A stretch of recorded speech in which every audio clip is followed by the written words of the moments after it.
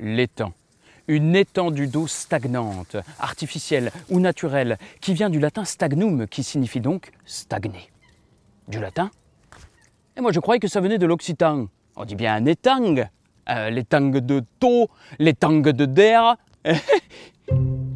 Oh le joli parpailloun! Pour mieux comprendre ce que sont les étangs, nous sommes allés à la rencontre de Patrice du côté de la chaussée et de Doncourt aux Templiers. Un étang, c'est un écosystème à part entière avec différents types d'habitats. Si on regarde ce plan d'eau, on voit une vaste zone aquatique. C'est ce qu'on appelle la zone pélagique, c'est-à-dire la zone centrale de l'étang. Ensuite, plus on se rapproche de la rive, plus on arrive sur la zone périphérique, la plupart du temps colonisée par une phragmité, c'est-à-dire des roseaux à balais. Cette zone littorale est bien entendu la plus intéressante en termes de biodiversité, puisque c'est là que vont se réfugier les oiseaux pour nidifier. C'est là aussi qu'on va avoir tous les insectes aquatiques. C'est là aussi qu'on va avoir les zones de frayère pour les poissons. Donc c'est une zone essentielle pour garantir l'équilibre de ces milieux aquatiques. Ce que je vois là, c'est que l'étang est pas mal fréquenté aujourd'hui, ce matin. Dans la phragmité qui est au fond là-bas, au printemps, les hérons cendrés font leur nid. On a à peu près une vingtaine de couples de hérons cendrés qui nidifient dans les roseaux. Ils cassent un peu les phragmites, les tiges, ils les couchent et puis dessus ils refont une espèce de nid avec des branchettes un peu plus solides et puis ils garnissent l'intérieur avec un peu de crin. Voilà. C'est très sommaire, une nidification de hérons cendrés. Tous ces étangs sont d'origine artificielle. Il y en a grosso modo entre 300 et 350 dans la région. Soit ils sont d'origine artificielle contemporaine, donc on en a créé pour faire du poisson, pour faire de la pisciculture, soit ils sont d'origine beaucoup plus ancienne, ils remontent au Moyen-Âge, parce qu'à l'époque, ces zones de marais étaient réputées insalubres. Donc le clergé a barré pas mal de talwegs comme ça pour permettre ces retenues d'eau et puis faire de l'élevage de poissons, puisque vous savez qu'au Moyen-Âge, il y avait énormément de jours de carême. Là au fond, il y a toute une bande d'oies cendrées qui se promènent sur l'eau. Il y a évidemment des grands cormorans tout au fond là-bas. Beaucoup de grandes aigrettes. Ah, et canards chippeaux aussi. Et puis des grèbes huppées. En lisière de roselière, c'est essentiellement du phragmite, roseau à balai, hein, très dense.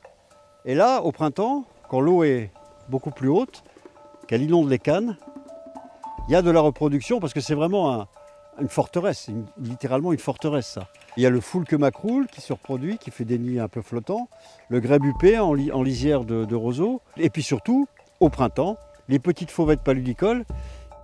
Toutes les zones de roselière, c'est des zones à conserver obligatoirement, parce que c'est un milieu extrêmement riche, il y a énormément de choses là-dedans.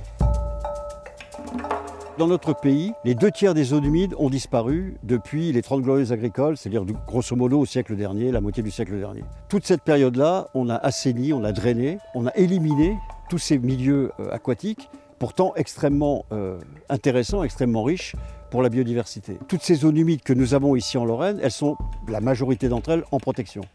Parce qu'on a compris qu'il fallait protéger ce type de milieu. Et le conservatoire, effectivement, en gère beaucoup.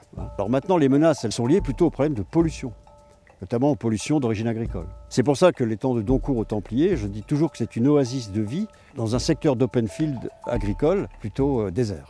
Et c'est donc très important que ce genre d'étang soit en préservation. Après avoir été tout le jour le grand étang silencieux, assoupi sous la chaleur, il devient, au moment du crépuscule, un pays féerique et surnaturel. Dans son miroir calme et démesuré tombent les nuées d'or, les nuées de sang, les nuées de feu. Elles y tombent, s'y mouillent, s'y noient, s'y traînent. Elles sont là-haut, dans l'air immense, et elles sont en bas, sous nous, si près et insaisissables dans cette mince flaque d'eau que percent comme des poils les herbes pointues. Toute la couleur donnée au monde, charmante, diverse et grisante, nous apparaît délicieusement finie, admirablement éclatante, infiniment nuancée autour d'une feuille de nénuphar.